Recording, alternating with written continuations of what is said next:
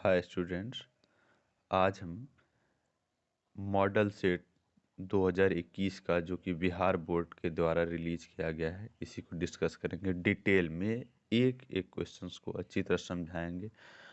इस सभी क्वेश्चन को अगर आप देख लेते हैं तो आपके एग्ज़ाम में बहुत हेल्प करेगा सब्जेक्टिव को भी बनाने में, क्योंकि उसे सोल्व करेंगे। उसमें जो रूल्स लगता है वो रूल्स को एकदम अच्छे तरीके से, ठीक है। तो चलिए हम सबसे पहले क्वेश्चन पे चलते हैं। तो इसको तो पहला क्वेश्चन है हमारा, 92/115 का सरलतम रूप क्या है, यानी कि सिंपलेस्ट फॉर्म जो है क्या है। तो एक रूल होता है कि इसका महत्तम समापवर्तक निकालिए, जिसको हम HCF बोलते हैं। या अगर हम जान रहे हैं कि ये कट रहा है, जैसे कि देखिए ये कट रहा है 23 से, ये 4 बार में ऊपर वाला और 5 बार में नीचे वाला, तो हमारा आंसर हो जाएगा 4/5। पहला आंसर हो गया। अब हम दूसरे क्वेश्चन पे चलते हैं। दूसरा क्वेश्चन हमारा, दो परिमेय संख्याओं के बीच अधिकतम कितनी परिमेय संख्याएं हो सकती हैं। तो दो परिमेय संख्या अगर मान लेते हैं, एक परिमेय संख्या 1 है और दूसरा परिमेय संख्या 2 है, तो इस दोनों के बीच में कितनी परिमेय संख्याएं हो सकती हैं। तो इस दोनों के बीच में अनंत हो सकती हैं। जैसे मान ले जाए, एक बार हम 1.1112 ले लेंगे, फिर ले लेंगे 1.113 ले लेंगे, 1.154 ले लेंगे, कुछ भी ले लेंगे। बहुत सारे परिमेय संख्याएं हो सकती हैं, इसलिए हमारा आंसर हो जाएगा अनंत। ठीक है, अब हम दूसरे क्वेश्चन पे चलते हैं। लिखा हुआ है दूसरा क्वेश्चन में, निम्नलिखित में किसका दशमलव प्रसार शांत होगा। जब भी दशमलव प्रसार शांत या अशांत का क्वेश्चन आपको मिले, तो आपको सबसे पहले नीचे वाला देखना, यानी कि हर को देखना। ये 210, 88 ये सब को देखना है। अगर इसका अभाज्य गुणनखंड 2 और 5 में आ गया, देखिए जैसे कि 88 है, 88 का हम अभाज्य गुणनखंड निकालते हैं। 2 से करेंगे तो ये 44 आ जाएगा, फिर 2 से करेंगे तो ये 22 आ जाएगा, फिर 2 से करेंगे ये 11 आ जाएगा। तो ऐसे ऐसे 2 × 11 ऐसे ऐसे करते जाएंगे, तो 11 जो आ गया ये नहीं आना चाहिए। सिर्फ और सिर्फ 2 और 5 आना चाहिए। या तो खाली 2 आ जाना चाहिए, या तो खाली 5 आ जाना चाहिए, या 2 और 5 आना चाहिए। अगर 2 और 5 आ जाता है तब वो दशमलव प्रसार शांत होता है, ये पूरे हो जाएगा। लेकिन इसका नहीं आया और इसका भी नहीं आएगा, तो इसका आएगा। आप इसको करके देखिएगा तो पता लगेगा ये सही है। तो हमारा आंसर इसका C नंबर हो जाएगा। फिर हम अगले क्वेश्चन पे चलते हैं कि बहुपद dy² plus by plus a के शून्यकों का गुणनफल। आप बहुपद में अगर इस फॉर्म में है तो शून्यकों का योगफल होता है a अल्फा प्लस बीटा बराबर -b/a, और शून्यकों का गुणनफल जिसको हम बोलते हैं अल्फा बीटा बराबर c/a। तो हमारा c की जगह पे a है और a की जगह पे d है। a की जगह पे d है, तो हमारा क्या आ जाएगा, a/d हो जाएगा, क्योंकि हमारा c की जगह पे a है और d की जगह पे a की जगह पे d है, तो हमारा यही हो जाएगा आंसर D नंबर। ठीक है, अब नेक्स्ट क्वेश्चन पे चलते हैं। हमारा हम √18 का परिमेयकरण गुणांक क्या होगा। परिमेयकरण गुणांक क्या होगा, तो देखिए √18 को पहले हम ऐसे लिख देंगे, 2 × 3 × 3। रूट के अंदर 2 जो होता है वो बाहर निकल जाता है, बाहर निकल गया, और जो अकेला है उसको रूट में ही रखेंगे, तो √3 √2 हो गया। अब इसको रेशनलाइज करना है, जैसे कि परिमेयकरण, तो ऐसे कर सकते हैं, √2/√2। तो हमारा √2 जो हो गया आंसर हो गया, यही परिमेयकरण गुणांक है। तो हम B नंबर टिक करेंगे। अगले क्वेश्चन पे हम बढ़ते हैं। अगला क्वेश्चन ये कहता है कि सबसे छोटी अभाज्य संख्या है सबसे छोटी अभाज्य संख्या। अभाज्य संख्या वो होती है जो जिसके सिर्फ दो ही गुणनखंड होते हैं। जैसे देखिए, मान लीजिए एक लेते हैं, एक का कितना गुणनखंड है?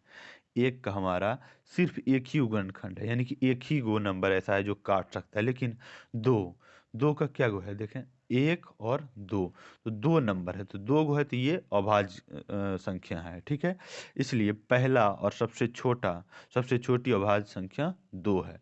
तीन भी है, लेकिन इसके बाद वाला है। तीन का भी दो गो काटने वाला है, जैसे एक है और तीन, तो दो गो जिसमें काटने वाला नंबर, दो गो डिवाइड करने वाला जो भी आ जाएगा वो अभाज्य संख्या होगा। ठीक है, तो हम अगले क्वेश्चन पे बढ़ते हैं। लिखा हुआ, यदि a बराबर बी क्यू प्लस आर, जहां a और b धनात्मक पूर्णांक हो, a और b दोनों पॉजिटिव है, तो r b से बड़ा होगा या r 0 से छोटा होगा या r b से छोटा होगा। तो इसमें क्या करना है? देखिए, ये जो है बी डिवाइड करने वाला है और आर जो है शेषफल है। तो कोई भी हम नंबर लेते हैं, जैसे मान लिया जाए हम 4 को डिवाइड कर रहे हैं 3 से, तो क्या आ जाएगा? 3 1, 3 एक का 3 है, ये 1 आ जाएगा। कभी भी ये डिवाइड करने वाला से बड़ा ये शेषफल नहीं आ सकता है, यानी कि ये डिवाइड करने वाला बी है हमारा और ये आर है, ये आर है।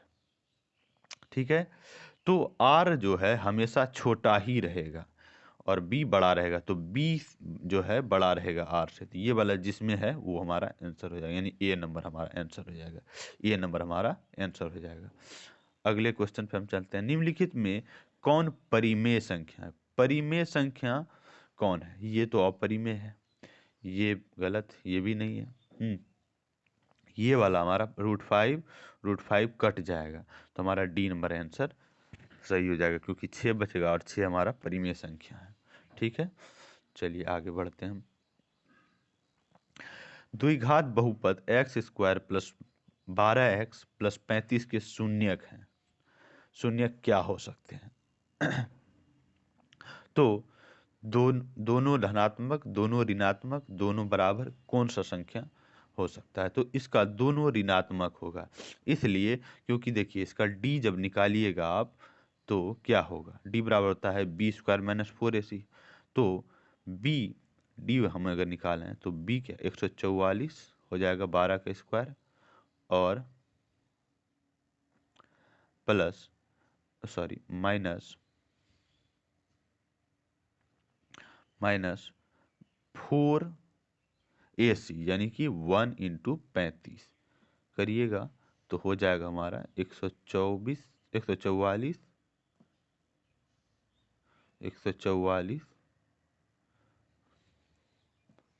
माइनस 140, तो ये 4 आ जाएगा, 4 आ जाएगा।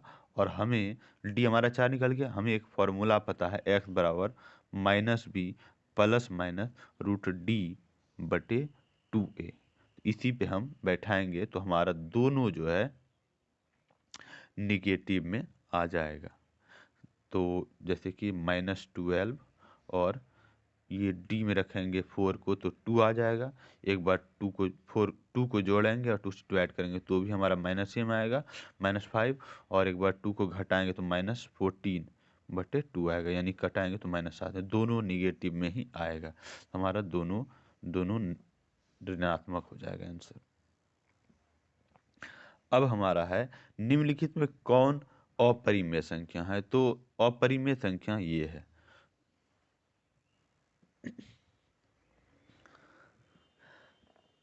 अब हमारा 11वां नंबर क्वेश्चन है कि बहुपद 5y² - 25 के शून्यक हैं। शून्यक यानी शून्यक क्या हो सकता है? तो इसको शून्य कर देते हैं। 5y² - 25 = 0 कर दिए। उसके बाद 25 उधर चला जाएगा तो 5y² बराबर 25, और फिर हम y² बराबर हम लिख सकते हैं, ये 5 नीचे आ जाएगा तो 5 काट देगा 25 को, 25/5 ये काटेगा इसको 5 बार में, तो y² बराबर क्या हो गया हमारा? y² बराबर 5 हो गया। तो स्क्वायर को जब उधर भेजेंगे प्लस माइनस 5 हो जाएगा, यानी कि एक बार प्लस में रूट हो जाएगा, एक बार माइनस में √5 हो जाएगा। ठीक है, तो प्लस माइनस √5 किस में है, तो हमारा सी नंबर आंसर सही है। फिर हम अगले क्वेश्चन पे चलते हैं। एक द्विघाती बहुपद के शून्यकों का योग और गुणनफल 3 और -40 है, तो द्विघात बहुपद क्या होगा। द्विघात बहुपद निकालना, तो इसका एक फॉर्मूला होता है कि x² plus alpha plus beta, यानी शून्यकों का योग, यही हुआ x माइनस अल्फा बीटा। ठीक है, तो इस पे पुट करते हैं, रखते हैं, तो हो जाएगा x² प्लस अल्फा बीटा की जगह पे क्या है, 3 है, सॉरी 3 है, तो 3x और माइनस यहाँ पे है और माइनस यहाँ ऑलरेडी है ही 40, तो हमारा हो जाएगा x² plus 3x minus minus plus 40। तो यहाँ ये वाला जिसमें भी होगा ऑप्शन हमारा सही हो जाएगा। देखते हैं हम, ये ऑप्शन सही है हमारा। अब हम अगले क्वेश्चन पे चलते हैं। युग्म समीकरण x plus 2y equals to 4 और 2x प्लस 4y बराबर 8 का एक हल, दो हल, कोई हल नहीं, अनगिनत हल, कौन सा ऑप्शन सही होगा। तो देखिए इसका हम करते हैं a1/a2, ये वाला लगाते हैं, इक्वल्स टू b1/b2 और फिर c1/c2। अगर ये तीनों कट गया तो एक हल, और अगर ये कटा तो कोई हल नहीं, और अगर कोई नहीं कटा तो अनगिनत हल है। ठीक है, तो देखिए अब हम 1, इसके आगे 1 है, इसके आगे 2 है, तो 1/2 इक्वल्स टू 2/4 इक्वल्स टू 4/8 है ना।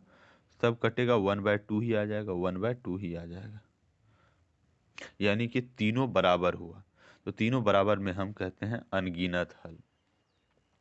अब अगला क्वेश्चन है हमारा, यदि बहुपद x² plus ax minus b के शून्य के एक दूसरे के व्युत्क्रम हो, यानी कि मान लिया जाए, तो मान b का क्या होगा, यानी कि एक अगर अल्फा है तो दूसरा उसी का व्युत्क्रम उल्टा है, 1/अल्फा है, तो b का मान क्या होगा, यहाँ b का मान निकालना है। तो हम कहीं से भी एक फॉर्मूला होता है, अल्फा बीटा बराबर c/a होता है, और बीटा की जगह पे जस्ट उल्टा है, अगर अल्फा है तो इसका जस्ट उल्टा है, क्योंकि दूसरा शून्य यही है ना।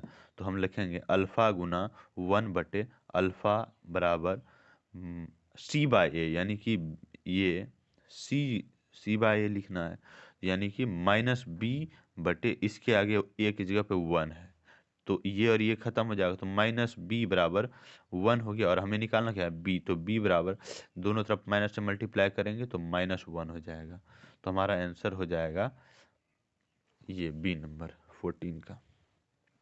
अर्धवृत्त का कोण होता है, अर्धवृत्त का कोण जो होता है वो 90 डिग्री होता है, अर्धवृत्त का कोण 90 डिग्री होता है, इसको याद कर लीजिए, डिटेल में तो समझेंगे किसी और वीडियो में। फिर है 16 नंबर, द्विघात समीकरण ax² plus bx plus c equals to 0 है, जहां a बराबर 0 के वास्तविक मूल नहीं है। यदि वास्तविक मूल नहीं है, वास्तविक मूल तभी नहीं होगा जब जो है d 0 से छोटा होगा, d जो है 0 से छोटा होगा, यानी कि d जो है माइनस में होगा। तो देखिए d बराबर फॉर्मूला आता है b² - 4ac, b² - 4ac, वो जो है किससे छोटा होना चाहिए, 0 से, तो यानी कि b² - 4ac, ये वाला जो है b² - 4ac 0 से छोटा है, यानी कि हमारा डी नंबर सही आंसर हो गया। अब जो है हम अगले क्वेश्चन को देखते हैं। यदि अल्फा तथा बीटा समीकरण 2x² माइनस x - 6 बराबर 0 के मूल हैं, तो अल्फा 1/अल्फा प्लस 1/बीटा बराबर क्या होगा। देखिए एक फॉर्मूला होता है अल्फा प्लस बीटा बराबर -b/a, और -b की जगह पे यहाँ पे कुछ नहीं तो 1 है ना, x की जगह तो माइनस और -1 बटे a की जगह पे 2 है, तो माइनस माइनस तो मल्टीप्लाई प्लस हो जाएगा, 1/2 हो गया। और अल्फा बीटा बराबर होता है c/a, c यानी कि -6/2, तो -3 हो जाएगा, -3 हो गया, है ना। तो ये याद रखना है। उसके बाद अब हम इसको सोल्व करते हैं। इसमें क्या करेंगे, हम एलसीएम ले लेंगे, अल्फा बीटा हो जाएगा एलसीएम, और इससे कट इसको डिवाइड करेंगे तो यहाँ बीटा बचेगा, और यहाँ पर इससे इसको डिवाइड करेंगे यहाँ अल्फा, यानी कि अल्फा प्लस बीटा हो गया। अल्फा प्लस बीटा बराबर हमारा क्या आया था 1/2, और अल्फा बीटा बराबर हमारा था -3।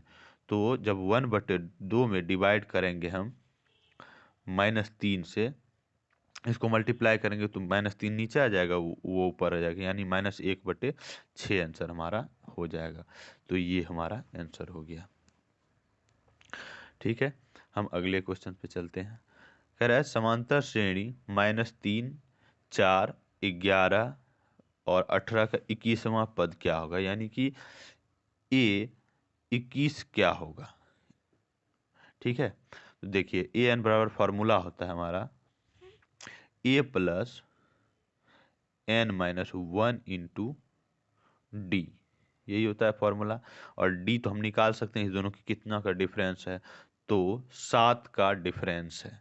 तो हम लिखते हैं ए हमारा A21 बराबर हमारा हो जाएगा -3 प्लस n हमारा 21 है, क्योंकि 21वां पद है, 21 माइनस 1, और d हमारा 7 है, तो हो जाएगा -3 प्लस 20 गुना 7, 140।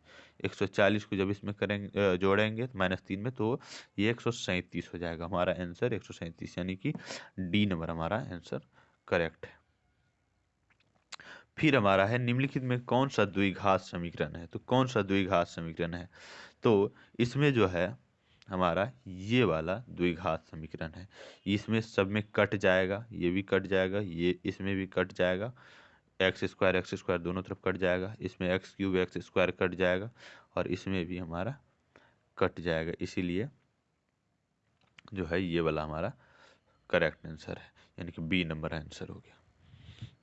कह रहा है समांतर श्रेणी 80, 76, 72, 68 का कौन सा पद 0 होगा, यानी कौन सा पद 0 होगा, यानी ए एन बराबर हमारा दिया हुआ है 0, तो एन निकालना है कौन सा पद, है ना। तो देखिए 0 बराबर ए एन बराबर फॉर्मूला होता है a plus n-1 into D, यानी कि a हमारा 80 है, प्लस n तो हमें पता नहीं है, n-1 इंटू डी कितना है -4, है ना।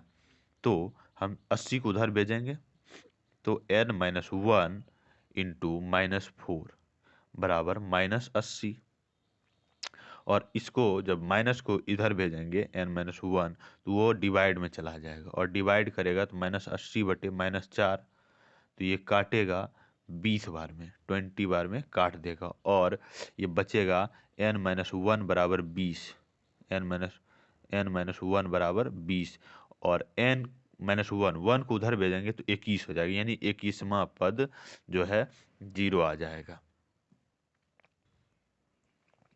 अब हमारा है 21वां नंबर सवाल, यदि समांतर श्रेणी का सामान्य पद 6 - 4n है तो इसका सार्वधातर होगा, इसका सार्वधातर निकालना है। तो देखिए n हम कुछ भी रख सकते हैं, जैसे मान लीजिए 1, 2, 3, 4 कुछ भी रखेंगे तो सार्वधातर तो हमेशा सेम होता है। तो अगर मान लिया जाए 6 - 4 इंटू 1 रखते हैं n की जगह, तो क्या आ जाएगा 2 हो जाएगा, एक टर्म निकल गया, पहला टर्म निकल गया। फिर 6 - 4 इंटू n बराबर 2 रखते हैं तो क्या आ जाएगा, इसमें से घटाएंगे तो -2 हो जाएगा। तो 2 और -2 आया, फिर तीसरा टर्म निकाल लेंगे तो हमारा आ जाएगा -6 - 4 = 12, तो हमारा हो जाएगा 3 रखेंगे यहाँ, तो हमारा हो जाएगा -6, तो यहाँ पर -6 हो जाएगा। अगर 2 - 2 फिर -6, यानी -4 का डिफरेंस है सब में। तो ये हो गया डी हमारा सार्वभौमता। ठीक है, अगले क्वेश्चन पे हम चलते हैं। निम्नलिखित में कौन समांतर श्रेणी है? समांतर श्रेणी जिसमें कि सब एकदम सब में एक ही जैसा डिफरेंस हो। अगर इसमें 2 का डिफरेंस है तो 2 ही का होना चाहिए। जैसे देखिए इसमें ये जो है, पहले इसको हम कर लेते हैं, -2, उसके बाद 4 आया, फिर -6 आया। -2 से कितना बढ़ा? 6 बढ़ा, तभी तो मैं 4 हुआ। फिर यहाँ से डायरेक्ट घट गया, तो सब में सेम डिफरेंस नहीं है, तो ये नहीं हुआ। फिर इसमें भी नहीं है, ये इसमें भी नहीं है। ए था, फिर ए स्क्वायर हो गया, फिर ए क्यूब हो गया, ये भी नहीं है। और इसमें देखिए, यानी कि 3/2, इसको 1.5 है, फिर ये आधा है, फिर ये -1/2 हो गया, फिर -3/2। इसमें जो है सब में सेम डिफरेंस चल रहा है, क्योंकि देखिए एक एक घट रहा है सब में, तो डिफरेंस सेम है, तो यानी कि ये वाला हमारा सही आंसर हो गया। अब हम मूल बिंदु के नियामक हैं, ये लिखा हुआ है 23 नंबर के क्वेश्चन में। ठीक है, तो मूल बिंदु के नियामक, तो मूल बिंदु जो होता है जहाँ से स्टार्ट होता है, यानी कि डी नंबर 0 कहाँ से स्टार्ट होगा, वहाँ पर एक्स और वाई दोनों 0 होगा, इधर के लिए और इधर के लिए, यहाँ पर 0 दोनों होगा। तो ये आंसर हमारा हो जाएगा। फिर हमारा है 24 नंबर। यदि त्रिभुज ए बी सी और यहाँ समरूप का चिन्ह है ये, और त्रिभुज पी क्यू आर समरूप है, और क्यू आर बटे क्यू बी सी दिया हुआ है 2/3 है, तो इसकी इसकी एरिया क्या होगी? एरिया क्या होगी? तो एरिया देखिए, ये दोनों का स्क्वायर के अनुपात इसके अनुपात स्क्वायर के अनुपात के बराबर होता है, तो यानी 4/9 हमारा आंसर हो जाएगा। इसका एरिया जो है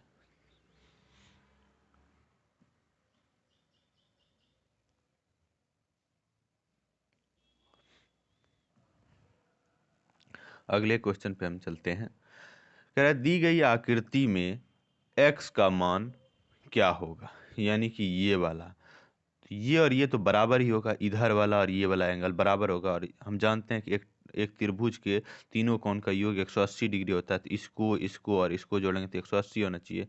तो 50 और 60 110 हुआ, और इसमें कितना और जोड़ेंगे जो कि 180 पड़ेगा, तो ये वाला हमारा 70 डिग्री हो जाएगा। और ये 70 होगा तो ये भी बराबर है, तो यानी ये भी 70 हो जाएगा। आंसर हमारा सी नंबर हो जाएगा।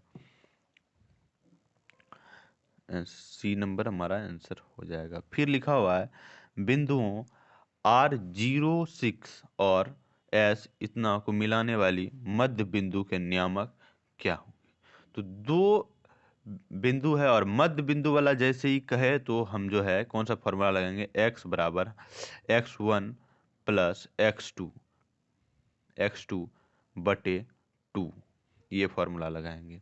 और y बराबर y1 प्लस y2 बटे 2, ये वाला फॉर्मूला हम लगाएंगे, आ जाएगा। तो देखिए x1 0 है और वह x2 ये 8 है, तो दोनों को जोड़िए, 8 प्लस 0 8 ही हो जाएगा, और 2 से डिवाइड करिएगा तो 4 हो गया, तो पहला 4 ठीक है। फिर 6 प्लस 0 6/2 यानी 3, यानी कि डी नंबर हमारा आंसर हो जाएगा। अब हम 27 नंबर क्वेश्चन को देखते हैं।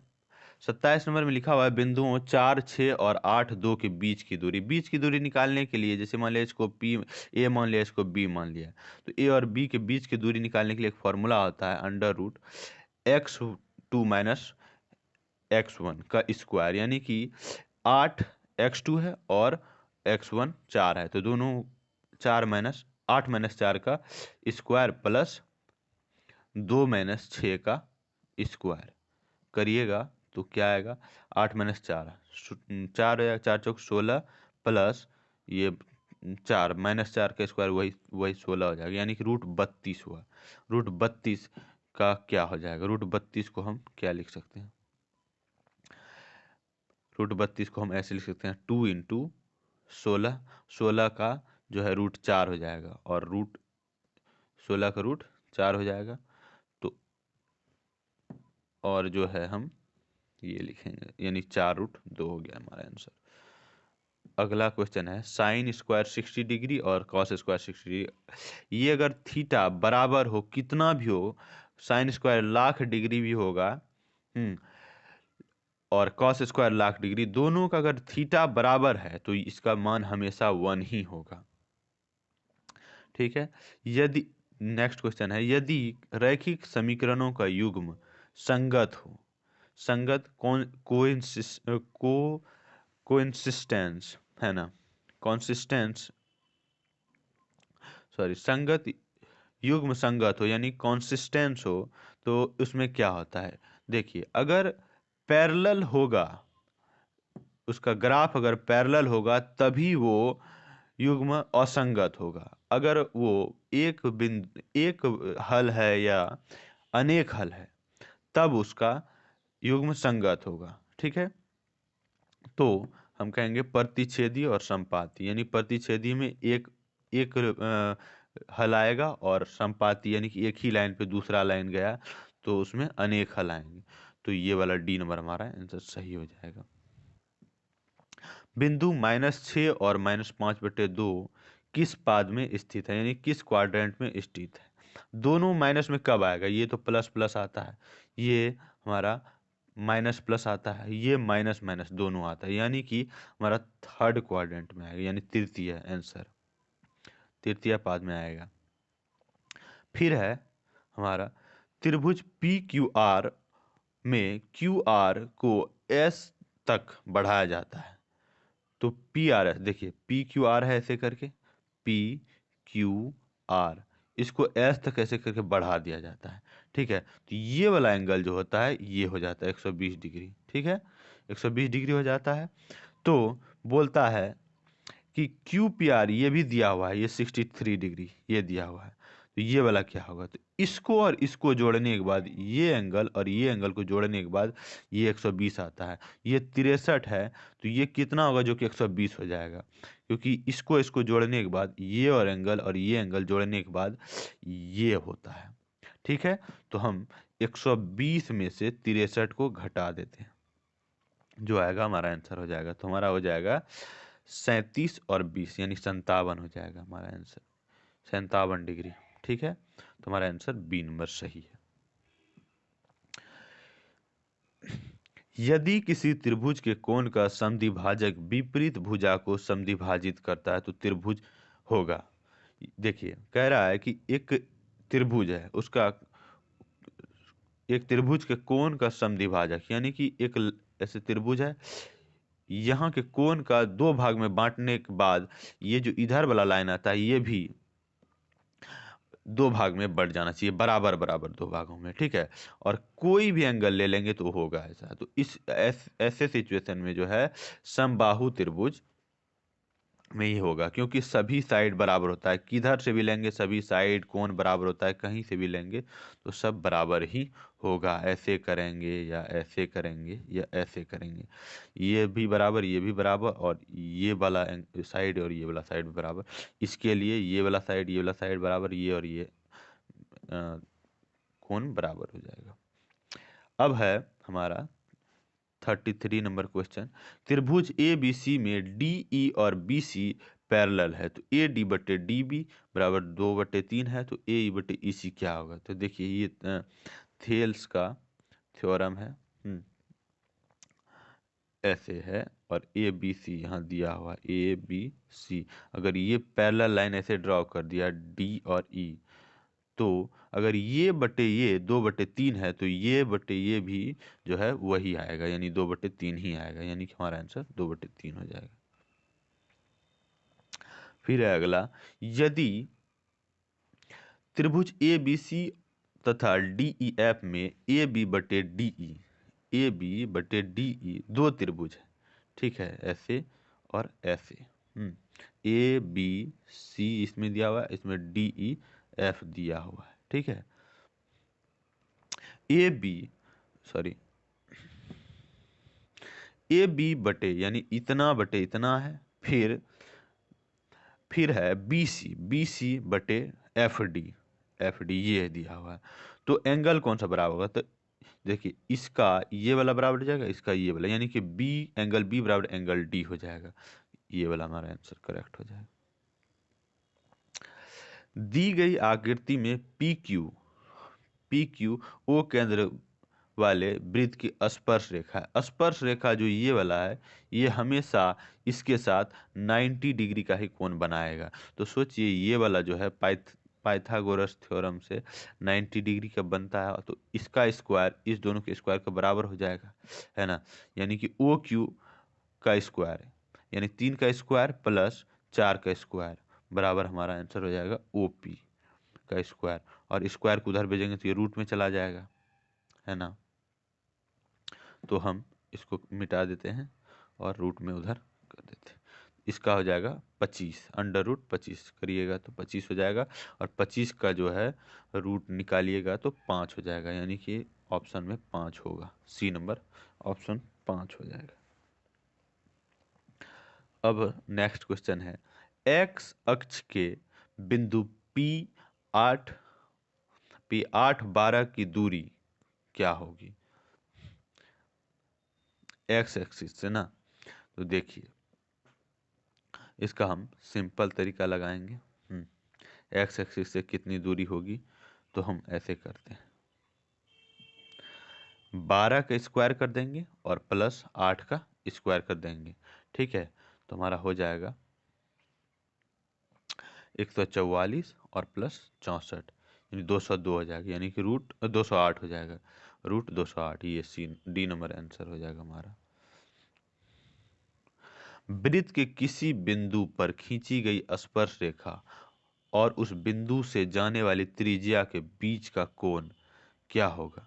कह रहा है कि ये है, अभी तुरंत बताए हैं, ये स्पर्श रेखा है, तो ये जो इसके साथ बनाएगी ये हमेशा 90 डिग्री बनेगा, तो हमारा आंसर हो जाएगा ये। दी गई आकृति में टी पी और टी क्यू दो स्पर्श रेखाएं, यहाँ पर देखते हैं आकृति दी गई है, ठीक है।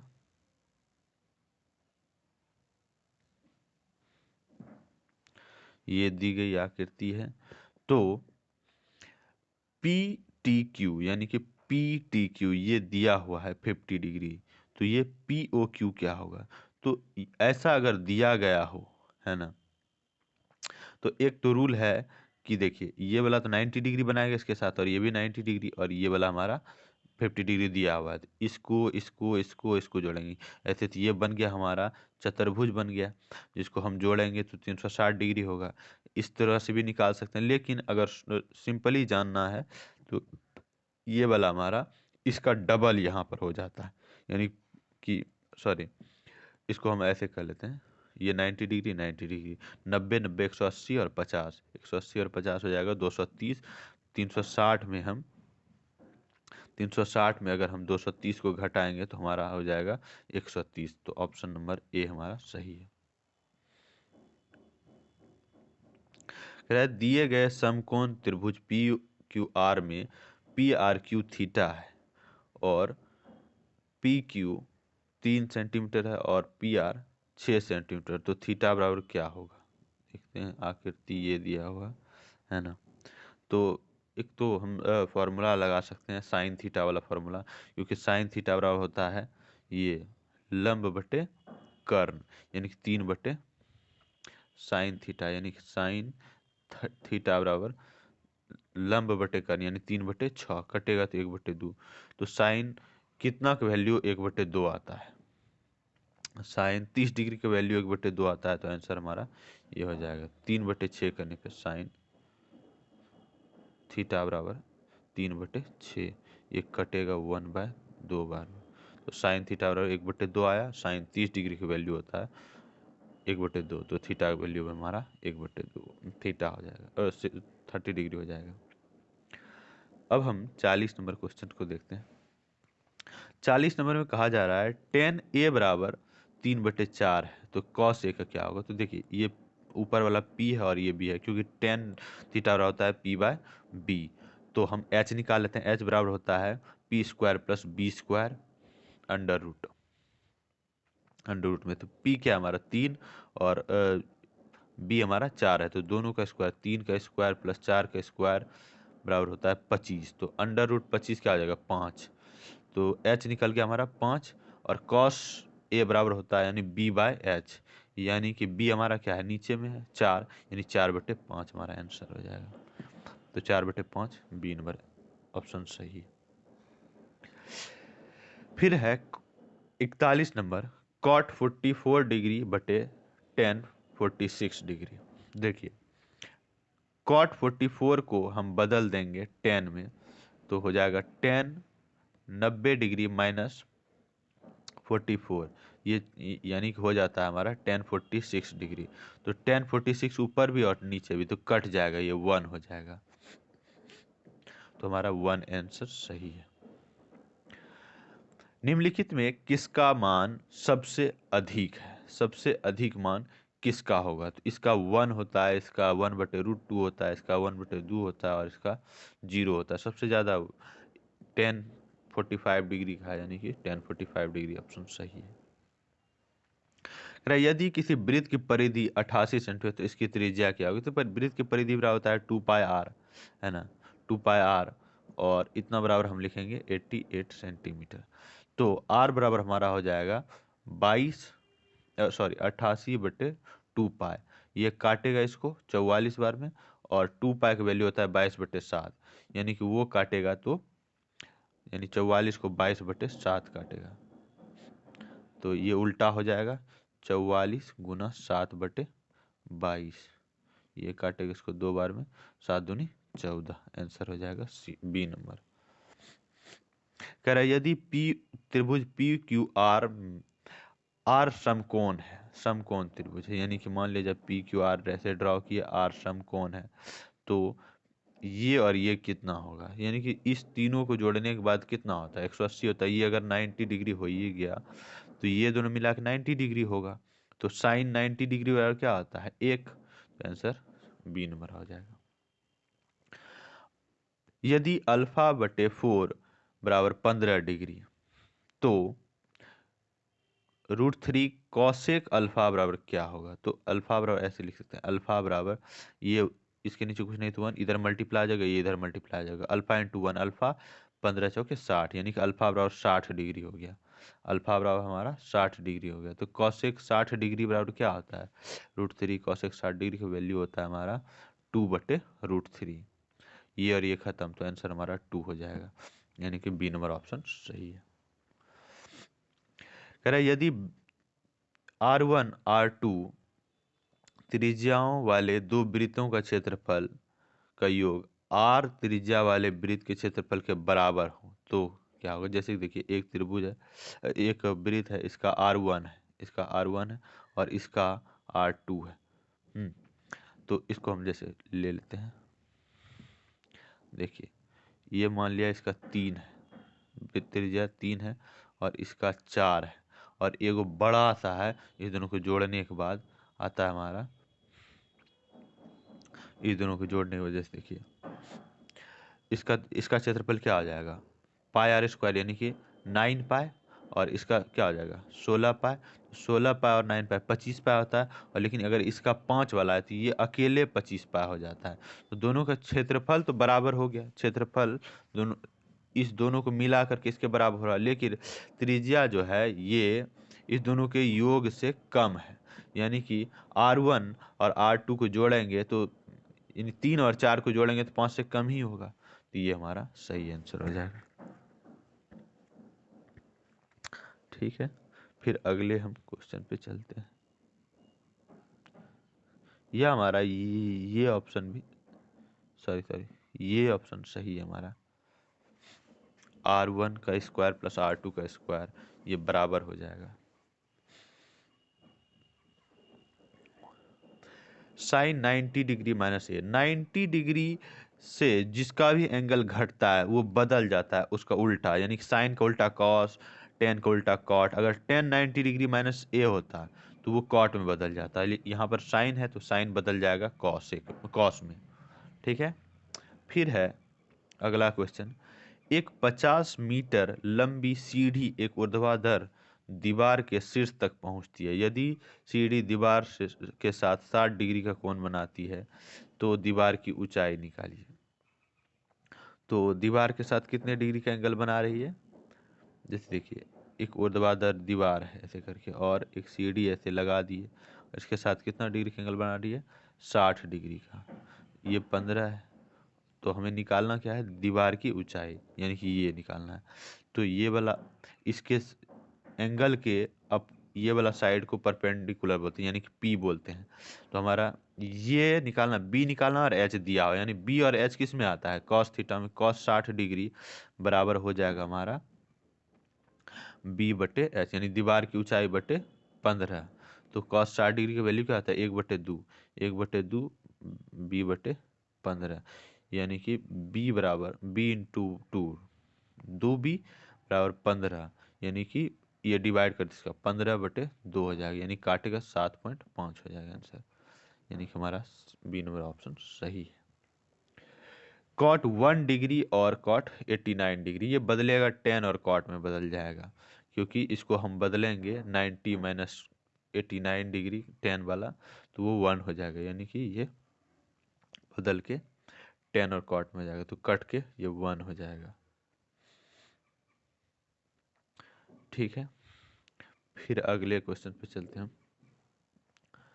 आर त्रिज्या वाले गोलाकार के संपूर्ण पृष्ठ का क्षेत्रफल, संपूर्ण पृष्ठ का क्षेत्रफल।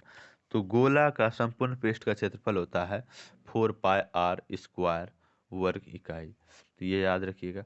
जो अगला 50 क्वेश्चन है वो अगले वीडियो में डिस्कस किया गया है।